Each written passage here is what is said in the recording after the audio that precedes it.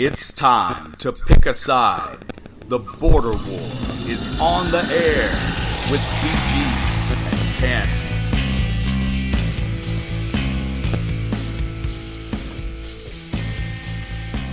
All right, gang, welcome into episode 105 of the Border War. We are live. It is March 18th if you're listening live. That's just for you, big guy. I'm the TanMan. I'm here with BG in the studio. It is a fantastic day, one of my favorite days of the year. But before we get started, I want to mention, make sure you go follow us on Twitter at the Border War. He is at BG_Border War. I am at TanMan3264. We're on Facebook. Got to change that handle, man. I'm going to show you tried. how to do it. No, I'm going to show you how to do it. What am I going to change it to? I don't know. Something with Border War in it. It would make it so much easier. But what am I going to say? TM Border War? I don't know. Because I tried to change it to TanMan Border War, and it just wasn't enough characters. It stopped at Border Y. Okay. It wouldn't let me add the R. We could try just BW. TanMan_BW. Maybe. I mean, I'm just saying, it doesn't 3264 doesn't exactly. I know it because I've said it 6,000 times, but I'm just saying, I think you would have more social media impact. I'm about to double you up on followers, man. I saw that. What are you doing? Hey, look, bringing high quality content to the people. Man, it's hard to garner followers when you're sitting in an arena for 12 hours. It cost me $5 per, but you do what you got to do. But you can email the show at carolinaborderwar@gmail.com. BG, the weekend is over. The conference tournaments are over. And we'll start with you guys. The South Carolina Gamecock season, as I predicted weeks ago, is now over. Well, let's just, and I thought this the other day when I was watching Friday afternoon. Midway through that game, I thought, please God, don't let us win this game. Don't let us make anything. That season needed to be over. That season was really over. You remember the show we did after the week when we lost at home to Alabama? Mm-hmm. And I said, that's it. That's it. That one game. They win that one game. They're in the NIT right now. Arkansas makes it in 17-16. We're 16-16. Don't make it in. One more win would have probably done it. But again, it would have been nice to have something to play for. I don't know, man. Those guys, they just didn't look good. Didn't look good. We saw some of it sitting around getting a bite to eat Friday Arkansas evening. looked eminently beatable, though. So it just shocks me that what happened. But that's the SEC tournament. Yeah. I don't know. It's a very different league from you guys. Hey, I thought Frank Martin, basically with the season on the line, because I think if they had won a game or two this weekend, they might still be playing right now in the NIT. With the season on the line, Frank Martin elected pretty much not to go to the bench at all. I mean, he played those five guys all 35 to 40 minutes, it seemed like. One guy who did not disappoint, unlike your boy Mike Coates, Chris Silva, went out with the loss, but man, he went out with a bang. Now, Silva's had a great second two-thirds of the season. I mean, he struggled some at the beginning, and it's probably fair to go back and say, well, he probably cost them a couple of those early losses all by himself because you're relying on him. No doubt. Martin wants to blame it on himself, but I mean, if you're a senior, you have to be a little bigger than your coach, honestly. But I don't know. You ever watch an interview with the guy? Mm-hmm. You can sort of see where some of that comes from. He's a very backseat kind of personality, man. He ain't the grab the guy by the face mask and drag him off the field sort of athlete. I mean, I think he has to be in a certain zone to compete, but fiery on the court. And you're right, he had a great game against Auburn. But players like Mike Coates are the reason I still have concerns about Frank Martin. And I'm not a fire Frank Martin guy because, honestly, I don't think there's anybody on earth who would take the job at South Carolina who's coached before if you fired Frank Martin. But guys like Mike Coates I honestly say this all the time, but he looked better as a freshman than he looks now. I think it's interesting that Frank is starting to get some interest. UNLV, I saw you tweet that out, and it made it sound like the money just wasn't right. Of course, who knows if he actually considered it. I mean, we'll never know stuff like that unless you talk to the right people. I also saw a guy made an interesting point on Twitter the other day. 7 years at South Carolina, and Frank Martin has been to one NIT and one NCAA tournament. I mean, and that NCAA tournament, great as it was, does it not feel more and more like it was just a 2-week stretch of time? It does feel, in a way, it doesn't even feel like it actually happened anymore. But I don't know, man. I think recruiting continues to be a real concern. South Carolina is going to be an interesting place, in my opinion, to keep an eye on because I think like he and Buzz Williams both are going to be attractive candidates to other jobs. They're not in traditional Buzz Williams. I might say Pearson. Buzz Williams at Virginia Tech. They're not in traditional basketball powers. And I think if someone came with the right money, like the University of Miami. Yeah. That's one. But I think, Frank I think someone like came with the right check. I think Frank would really sit down and take a good, long, hard look at him because I don't know, man. So, like I said, I never really thought about it, but 7 years and you've been to 2 postseasons and you're in a Power 5 conference. I get that you don't get all the, support from your university that places like North Carolina and Duke and Kentucky do, but I mean, at some point, some of this stuff has to fall onto him. He doesn't get all the support, but he does get the 23rd highest salary in the nation.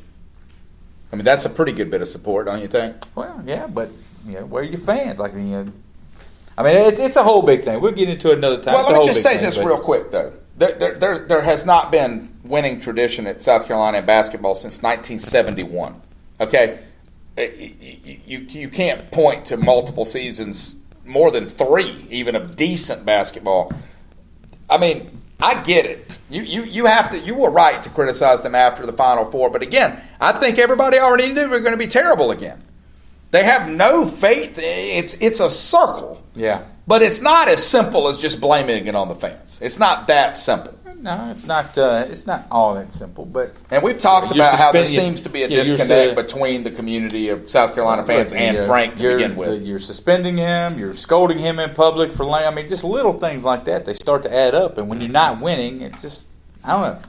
It just seems like it seems like things are kind of coming to the end of the rope there. Well, this is my opinion. You said before the season started you thought this would be his last season. So we'll see. Yeah, I mean, it'll be interesting. And obviously there was a little bit more hope during the season than we suspected there would be. But, I mean, how odd is it to come off being a 4 seed in the SEC tournament and feel like you had a terrible season? I mean, it's just an odd situation down there right now. Up in Nashville, Auburn won. They come out as a 5 seed. We called it. We said it could break wide open. Sure. It was there for the Gamecocks to make the run. Now, whether or not they would have toppled Tennessee or Kentucky or whoever it was that they were going to draw in the championship, I don't know. But a surprise winner, at least in my opinion, I thought that Tennessee would put up a much better fight, but Auburn pretty much just punched them in the mouth right from the get-go, and that was it. The Vols had no attack back. So. Yeah, no, it was, I mean, and Auburn is just one of, Auburn's the very definition of an SEC basketball team to me. I was really struck. Now, it's maybe not fair to compare any game I watched in the SEC to Duke and North Carolina, but the way that our guys play basketball versus the way you get, we're all still playing football. We're just really playing football. Like the SEC, even when it's basketball season, we're kind of playing football. Spring football. Chris Silva's running the ball down through the paint. Maybe he dribbles a couple of times, but mostly he's rushing. Zion does that too. We do that in the ACC too. That's a different conversation. Yeah, it really is. But no, I was really disappointed by the Vols. I thought this would be the year that they would not pulling for them, but they were one of my preseason Final Fours. Spoiler alert, they are not now. Over on the ACC side, the Duke Blue Devils win the ACC title. I think I predicted that one. Over Florida State. I have to say, though, let's give ourselves a pat on the back here, man. We were pretty good, man. We were all over that ACC tournament. We did. Between the two of us, we picked all 4 of the Final 4 teams. We had either winner picked, depending on who won it, who won that last game. You saw my tweet. I said that I found my notes from when we did our preseason poll, and the 4 teams that I mentioned in the SEC I thought were the 4 best teams. Were the 4 best teams left standing in the SEC tournament too. That's a good point. Very impressive. That's a good point. But no, Friday night was really what the people want. I stayed up for that, and these days it's getting unusual for me to be awake that late on a Friday night. Friday night, Duke and Carolina squared off for a third time. BG, this is the second Duke-Carolina game that I've actually been to in person. The first one was over by the first media timeout in 2011. Well, I bet this one was worth being at. This one was worth the price of admission, let me tell you. It was a weird vibe in the arena because we walked in and I kind of expected there to be a little chirping from the darker shade of blue. Right. Oh, Zion's back, and there was nothing. I mean, there was nothing. It was very strange. It's almost like neither side really knew what to expect. Because it almost felt like the first game in a lot of ways. They are such a different team with him. Yeah, I know. This was basically the first time that these two teams have played. A lot of fun. Carolina jumps out on them early. I think it got up to 15 or 17 at one point. And I don't know if you could tell in person, but watching the television broadcast, the first 7 or 8 minutes of that game, Duke's players looked completely gassed. They couldn't get back down court. They were sitting on the sidelines during the media timeout, holding their sides, just covered in sweat, like struggling for air, but somehow they caught up to it. There was a time when I thought you guys were going to blow the doors off of them. I really did. And there was a time when I let everybody in our section know it because I was not a very well-liked person about the first half of that ball game. Well, I mean, that's not that different from this room. I don't share all my emotions. Yeah, I mean, that's that's all right. But no, they definitely could not wait to get over there to their Duke bench and get some Gatorade in them. We could see it from where we were too. The big Z man, he was struggling out there. No, he was. Yeah, he was struggling out there. And like I told my buddy on the way up Friday, I said, when you break a finger, you break a hand, you can still keep up with your conditioning. Right. You tear up your knee, that's it, you're done. You're sitting around waiting for that thing to heal. I think that's the one knock I think you could put on Zion this weekend was that his conditioning certainly wasn't up to par. It's no fault to his. The show he put on is nothing short of amazing. The tweet of the weekend to me, and let's be honest, Duke won the game, but it came down to one shot at the end. A game like that, statistically speaking, it's a coin toss, right? It's a coin flip. Nasir Little I thought he could have taken half a second longer to get that shot set. Off balance. If that ball goes in, you guys win. So it's sort of a coin toss. But the tweet I saw, and I can't give credit to it because I don't remember who tweeted it, was along the lines of, it turns out that what Duke needed Zion for was to even compete in this game. Because without him, that would have been a 15 to 16 point North Carolina win. And even the announcers on TV, he gets up one play sort of holding his back like he tweaked something early in the game. I saw that. And the announcers are like, maybe his back's sore from holding this whole team up. Because that is exactly what he did. He is, I may have said it on the air, he is what makes that team special. RJ Barrett is fantastic. Cam Reddish can be fantastic. RJ Barrett will probably end up being a better NBA player. But he is not the juice on that college team. I don't know how they don't get Cam Reddish. Basically the whole weekend he was just kind of there. They don't seem to have an offense at all. They just look to the inside. They don't run anything for Reddish. I thought especially in the Syracuse game, they don't really get him involved in the offense. And then you look at the box score and wonder why he has 6 points at the end of the night.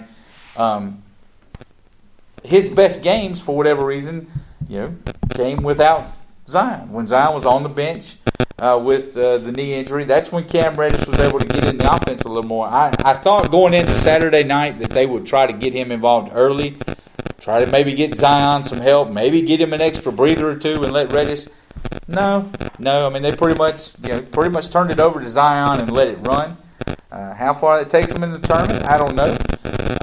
But before we move on to the tournament, we'll say a lot of criticism has gone Roy Williams' way.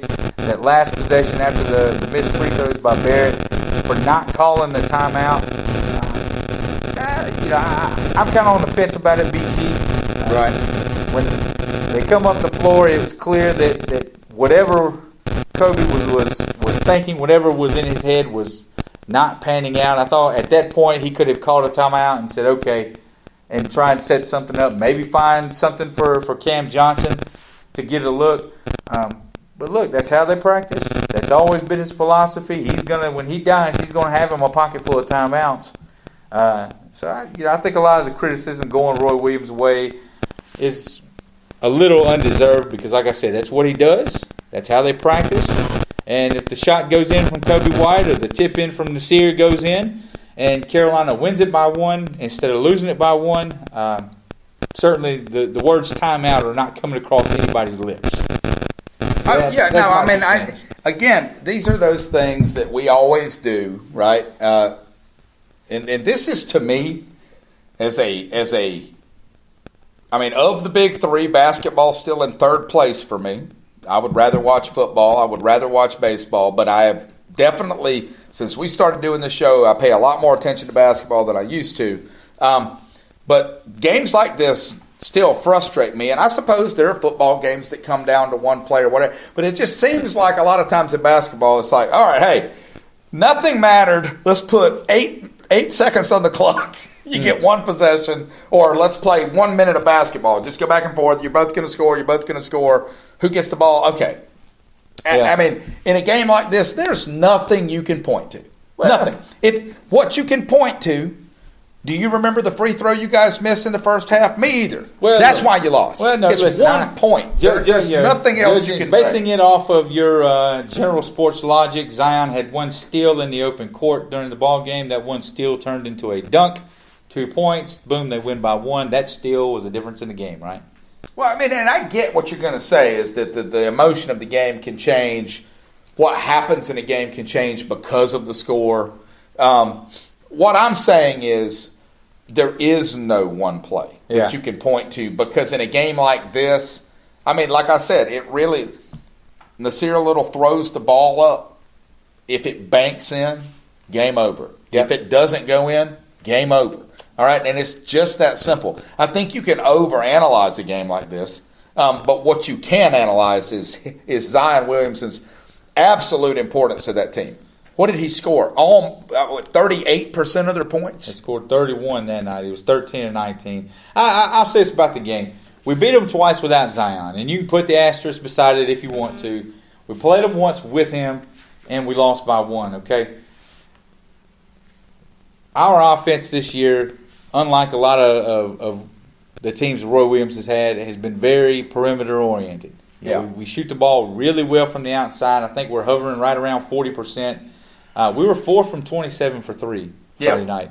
I mean, that's what I tweeted about our game. Yeah. Hassani Gravett, I think, missed 17 3-pointers in that game. That's the game. Yeah, listen, that's it. Duke was 5 for 20 from 3. Zion had his 31. R.J. Barrett kind of flirted around with triple-double numbers. I think my point is I think this is who they are. We played them 3 times. They scored 72, 70, and now 74. Mm-hmm. They're not a good three-point shooting team. They probably shot a little below their season average Friday night, but I think for the most part, this is who they are. Us, on the other hand, 14%, 15%, this is not who we are. They did not get our best shot. Right. And that's the difference in the ball game. You can make the argument about, they lost because Zion didn't play, or they won because Zion didn't play, and now he played, they lost, and he's the reason. Bing, bang, boom. No, I mean, this is who Zion did what Zion does. He did what he does, and like I said, we didn't hold up our end of the bargain on that end. So, like I said, I think we lost the game more than they won the game. Like I said, I feel like we took their best shot, and they didn't take ours. And I'll say this too. And like I said, I think of every player on both those teams, Barrett probably, if you look at his build and you look at how he matches up at the next level, because, I think Zion's going to be a good NBA player. I don't think he's going to be the NBA player that a lot of people think he's going to be. I think they both need a shot. R.J. Barrett, him shooting the ball where he's able to get his feet set or he's trailing behind, he's great. But if he's got the ball and he's got to create his own shot and he's shooting it off the dribble, He doesn't scare me at all. I just think his game has a lot of potential for improvement, where I think Zion's game's pretty well defined at this point. Yeah. And I'm just saying, if you look at his build, you look at his height, you look at his wingspan, and I actually take that back. I think Nasir Little's got a chance to be a better NBA player than anybody on that court. But the second best player on the court the other night was Kobe. And it's just a tad bit short, man. That kid's ability to adjust the basketball in the air is just astounding. And as a true freshman, to have the vision he's got. Now, when he drives into the lane, and if he can get it up onto the rim, it's going somehow in. It goes in. Yeah, from the very corner of the backboard. It's amazing. Yeah. Like we said, the brackets are out, BG. So we'll start up in the East region in the top left-hand corner. We're not going to break down. We're not going to go through and talk about. No, I'm talking about every. I'm actually going to spell each team. Talking about every game. But the number 1 overall seed, the Duke Blue Devils, are in that bracket. What many viewed as the top 2 seed, Michigan State, the Big Ten tournament champions, share that. I think they want to share the Big Ten. Yeah, they get matched with the top 1 seed. With the top 1 seed. They probably should be matched with you guys. I think you guys are clearly the lowest 1 seed, right?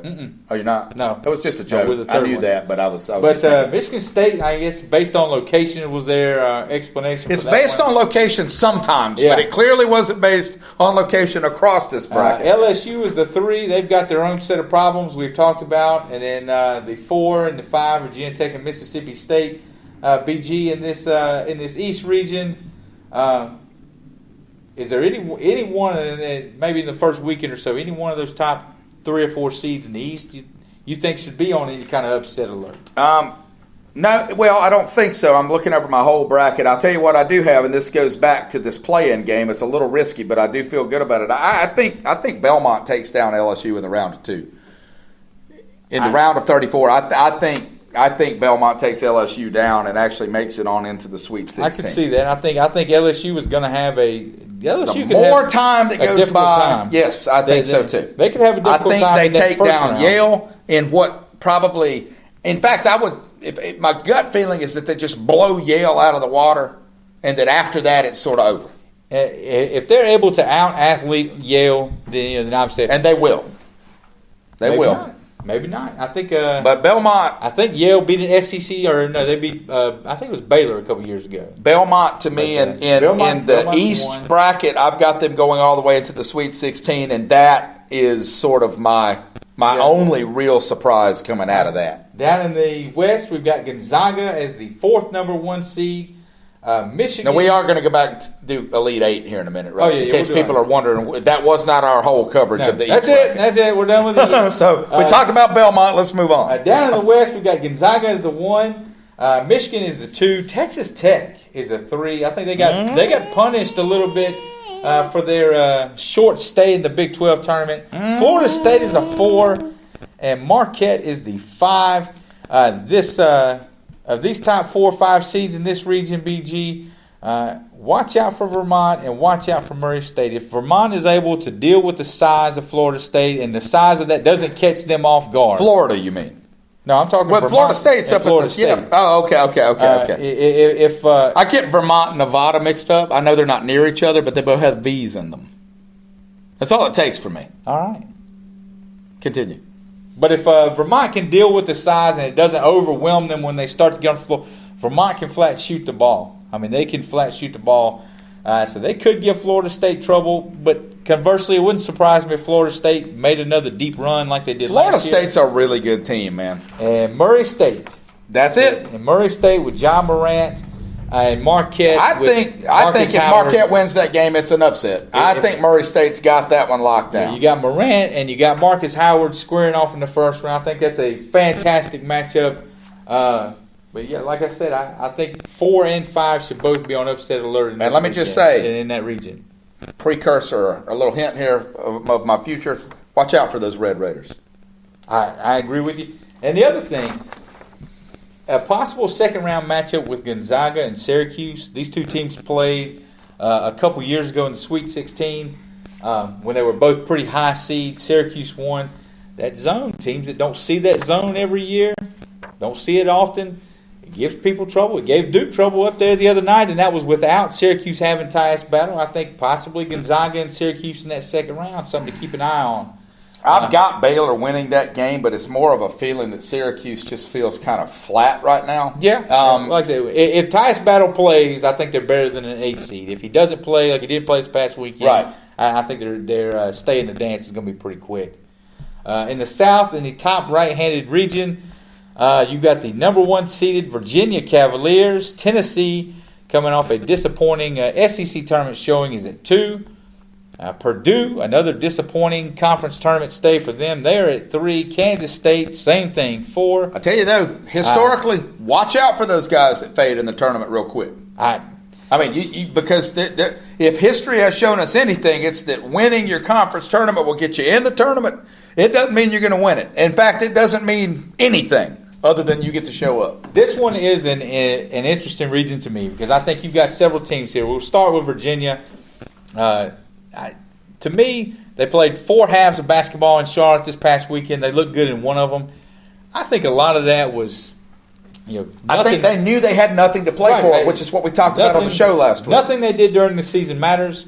Nothing that they did up in Charlotte this past weekend matters. The only thing that matters is once they get in the tournament, I think it was just kind of that feeling like, let's just get through this and let's move on. They were already obsessed with this game with Gardner-Webb. That's all they could think about. We can't lose to Gardner-Webb. You got Tennessee again, another bum showing this past weekend. They're looking at a possible matchup with Cincinnati in the second round. Cincinnati, I think, beat Houston twice. I think Houston's only got 4 losses, 3 losses. I tell you, to them or Cincinnati. I'll tell you this: watch out for the Bearcats. Cincinnati needs to be watching out for Iowa. I'm just saying. Okay. And the other one that kind of caught my eye on this, the Oregon Ducks at 12, the Pac-12 tournament champions. These guys were not getting in the dance. They remind me a lot of the Georgia team a couple years ago when the tornado ripped through. Mm-hmm. They got in. I think they were a 12 or 13 seed. Oregon, man, they looked good the other night against Washington in that championship game. They looked really good. As a 12 seed, Wisconsin typically a team that performs fairly well in the tournament. They do. But watch out. You want a 12-5 upset, I think you could do worse than the Ducks. But if I'm going to pick somebody this first weekend out of those top handful of seeds to watch out for, I just mentioned it. I'm going to say Tennessee. Tennessee and Cincinnati, possible matchup in that second round. It seems like I feel like I pick Cincinnati to win a game or two every year, and every year they let me down. Yeah. But once again, I've got my eye on the Bearcats, man.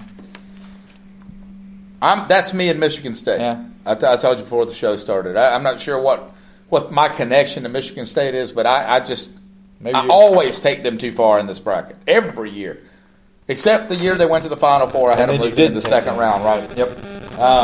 But no, and like I said, the South region, a lot of teams that underachieved this weekend, looking to get back on track. Villanova at 6 and St. Mary's at 11. Wouldn't be a major upset. But I saw the thing come up on the TV the other day. No defending national champion has advanced past the Sweet 16 in like 10 years. The last one to do it was Florida when they repeated. That was 2006, 2007. St. Mary's. How many games did they win this year? They won in the 20s, and they just beat Gonzaga the other night. This is a senior-laden team. Don't think they're going to be scared to play Villanova. Look, I remember a couple years ago. I want to say it was St. Mary's that beat Villanova in Philadelphia in the NCAA tournament in the second round a few years ago. 2010 maybe. Anyway, you got to watch the tip-off times on some of these games too. Oh, some of them are awful. When you find these teams that are 2,000 miles from home and they're a higher seed, but they're playing at noon, 2 hours out of their time zone. That matters. That stuff matters, man. And so down in the Midwest, the third overall. You mean down on the bracket? The Midwest is north of here. Down on the bracket, bottom right-hand corner, the third overall number 1 seed, North Carolina Tar Heels. The 2, Kentucky. Big shocker that North Carolina and Kentucky are matched up. I know, right? 3 is Houston. 4 is Kansas.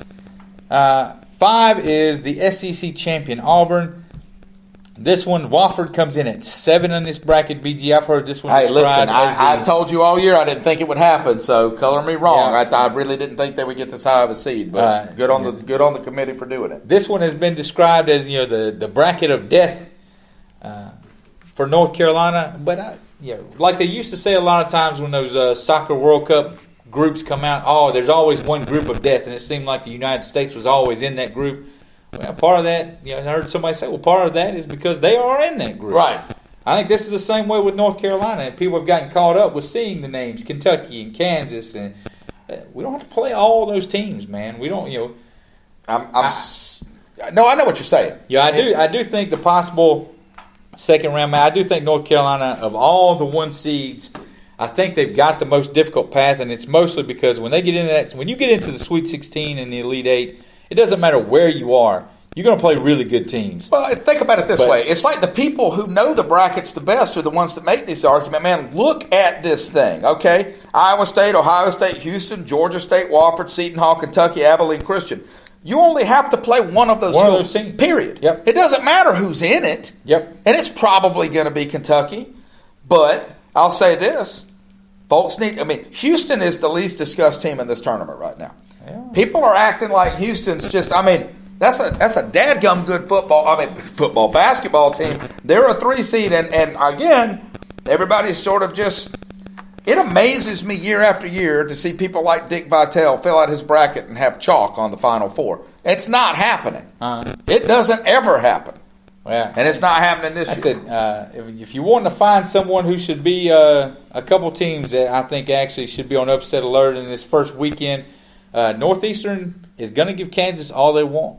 Kansas has trouble scoring the basketball sometimes. I thought about that one. I looked at Northeastern stats and the number of games they've won. I just couldn't pull the trigger on it. I said, I'm not pulling the trigger. I'm just saying I think Kansas should be on their P's and Q's. That 12-5 with New Mexico State and Auburn, watch out for the Aggies. They dominate the WAC conference every year.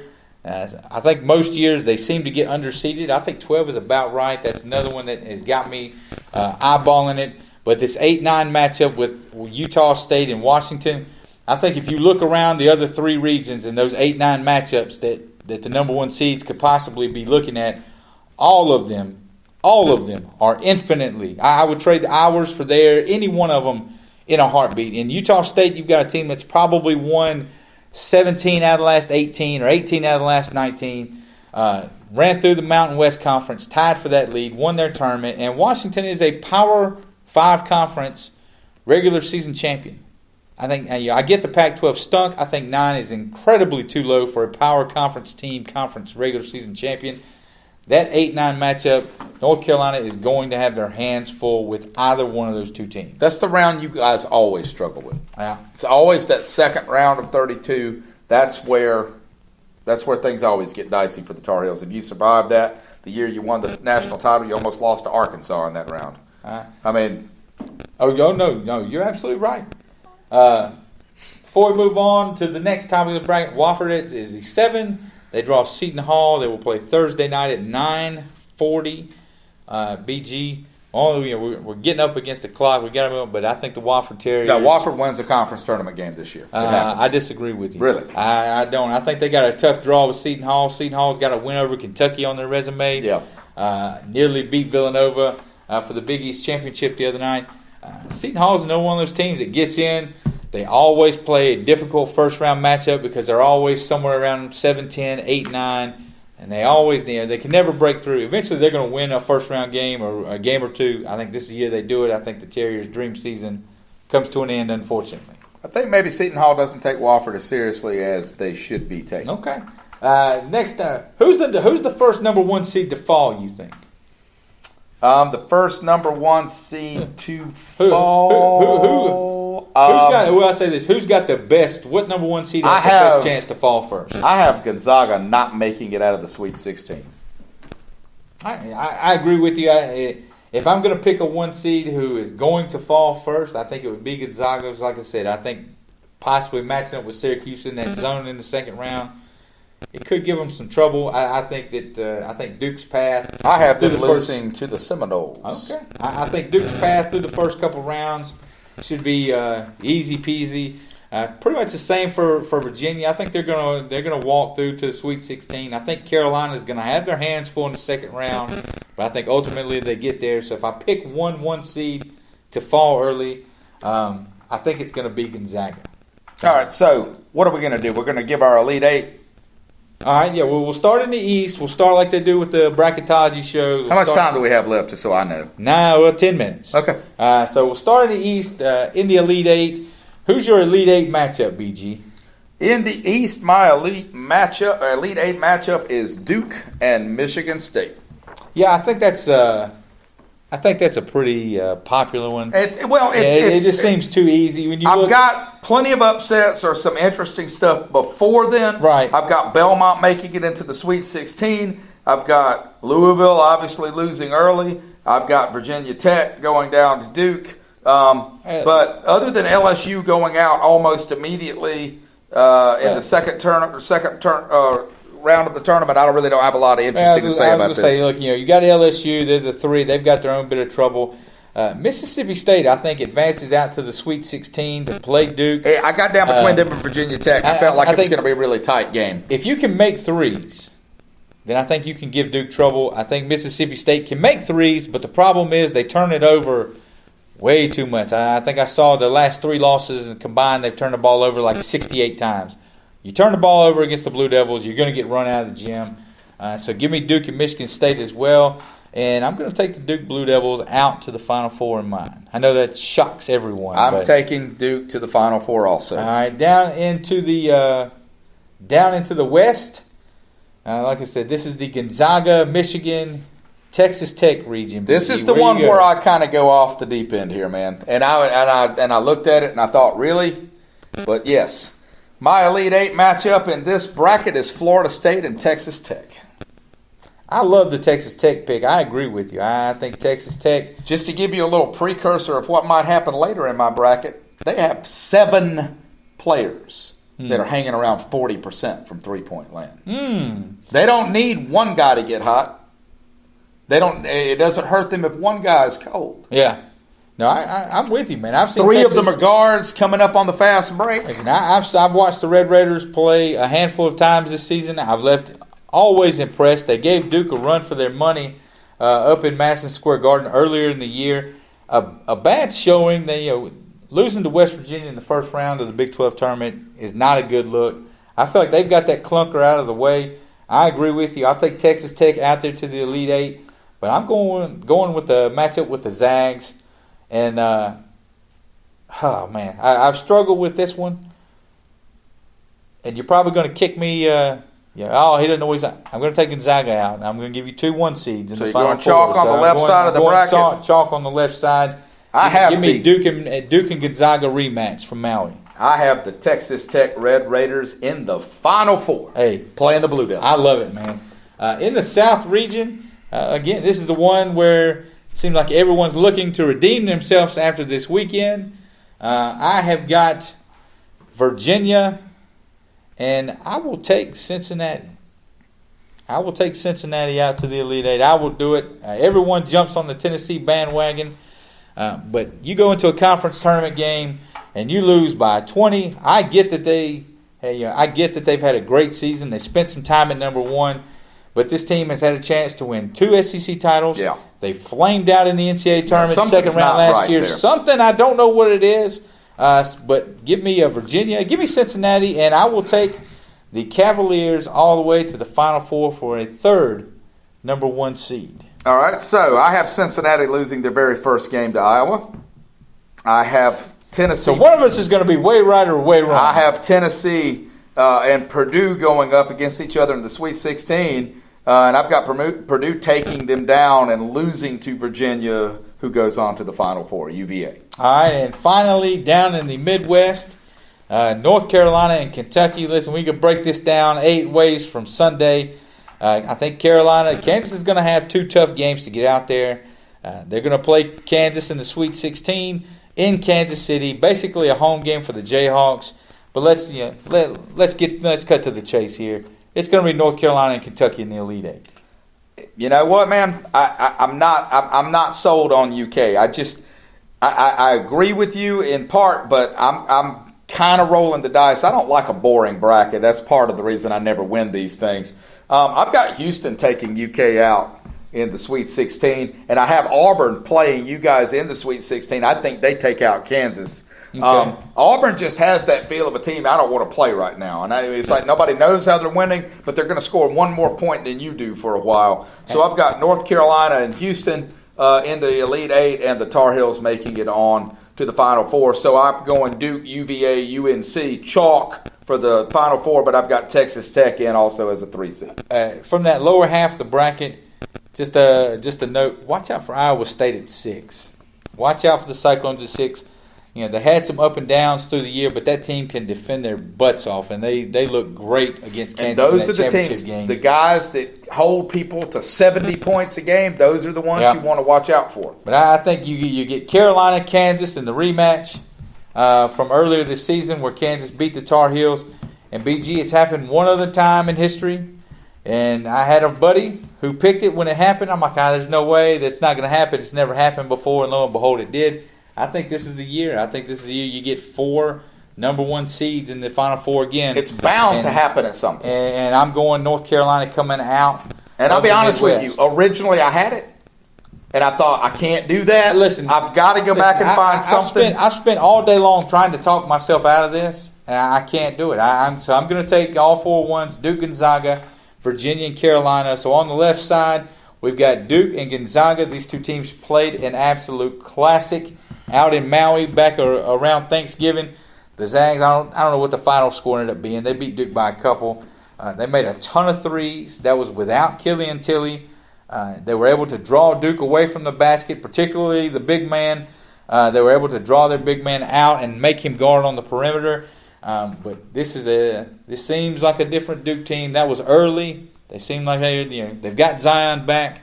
And I think that they get Gonzaga this year. I think Duke is playing on Monday night. If Duke is playing Gonzaga, I agree with you. If they're playing Texas Tech the way my bracket has, I think they have a problem. Texas Tech gave them problems early. I think Texas Tech, in a game where they shot a little worse than their season average, again, if it's 1 or 2 players that need to shoot 3-pointers at a high rate to beat Duke, that's one thing. When it's 6 and 7 guys that can do it, again, we talked about conditioning. If Zion's a little bit winded or tired by April the 6th, look, I think Texas Tech takes Duke out in the Final Four. All right. On the right side, I've got, like I said, Virginia and North Carolina. These two teams, clearly they played earlier. I think this is the year Virginia finally breaks through, gets to that Final Four. But, BG, there's something about the Tar Heels, and I'm not trying to sound like a fan guy homer here, but there's something about this team. And I agree with you after having watched them. They're clicking, man, and I'll take the Tar Heels to beat Virginia and give everybody the doomsday scenario. I'm taking Duke and Carolina for the national title. All right, I have UVA beating you guys in the Final Four, and it's primarily because I think that you've got a team in Virginia, like we talked about. Don't pay any attention to this ACC tournament. Right. All right. No one's talking about them. If they are talking about them, it's to laugh at them for losing in the first round last year. I think this is a quiet and an angry team.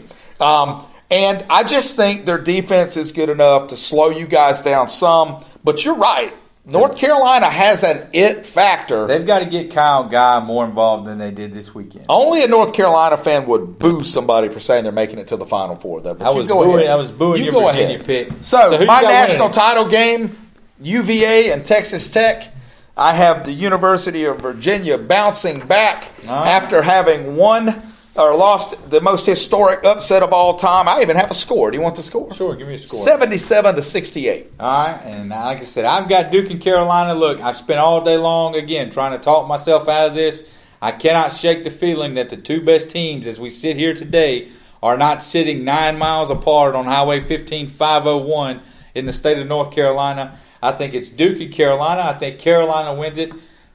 I'll say 77-73. And basically win the ultimate trump card in college basketball. I'll say 30 this. seconds. I hope you're right. I hope my bracket's terrible. I can't imagine the ratings of that game, and if it happens, I bet you money you win. I'll tell you this. I'll say this. I hope it's wrong. I hope it's wrong, because I texted my buddy today. I said, if this happens, like, we're in agreement.